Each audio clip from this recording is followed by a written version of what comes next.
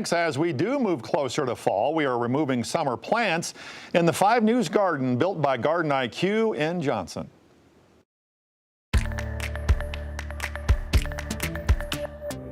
All right, so Rhett, this week what we want to do is we've gotten a lot of good fruit off of these tomato plants. Oh yeah.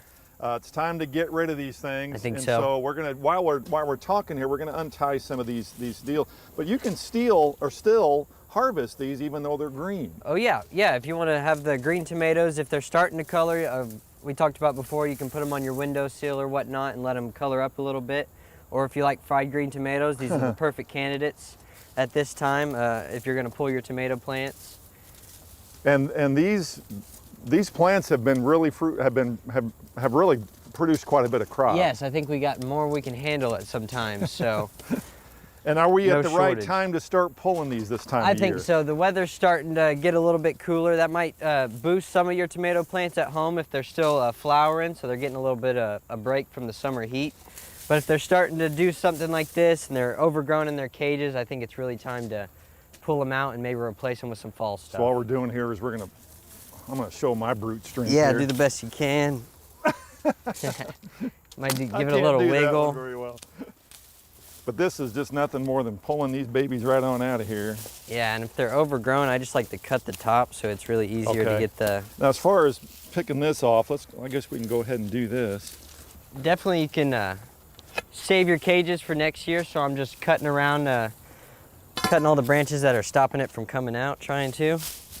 And then you should be able to use your tomato cages year after year. And then what this is nothing more than is grabbing a hold and... Yep. Plenty times before, shaking the excess dirt off just like that. If you might have gotten your soil tested in the spring, it's always good to get it tested in the fall as well.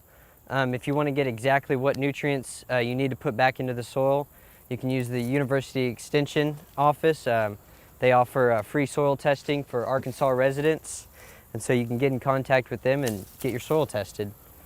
That's because during the summer the soil's lost some stuff? Exactly, yes. So anything you have your plants planted in, they're taking nutrients up out of the ground. And so if you want to replant anything in that, you're going to need to add those nutrients back in to ensure you get good growth. Tomatoes definitely take a lot of nitrogen. You're looking at the top 3, the NPK, the nitrogen, phosphorus, and potassium. But if you really get your soil tested, it can tell you all the other micronutrients like different, maybe copper and iron, and some of those things most people don't think about, which are definitely needed when growing any type of plant.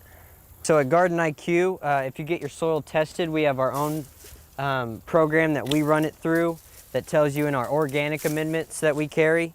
So typically to replace nitrogen, we're going to use feather meal. To get phosphorus, we're going to use soft rock phosphate. But we have a number of different things that can add each of those nutrients back into the ground. And so we can test your soil and then tell you exactly by the pound what you need to add back into it to ensure more growth for the future seasons.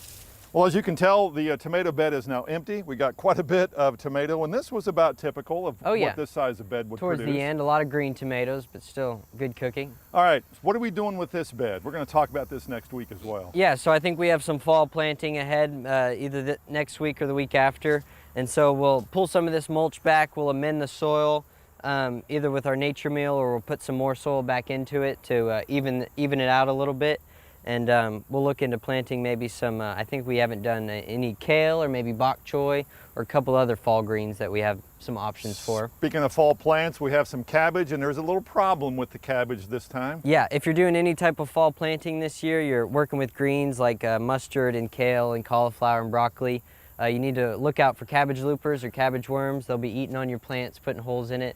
Somebody's getting a good fill back over here. They're getting a good fill over there, so we'll deal with that next week. All right, we'll see you next week. Thank you.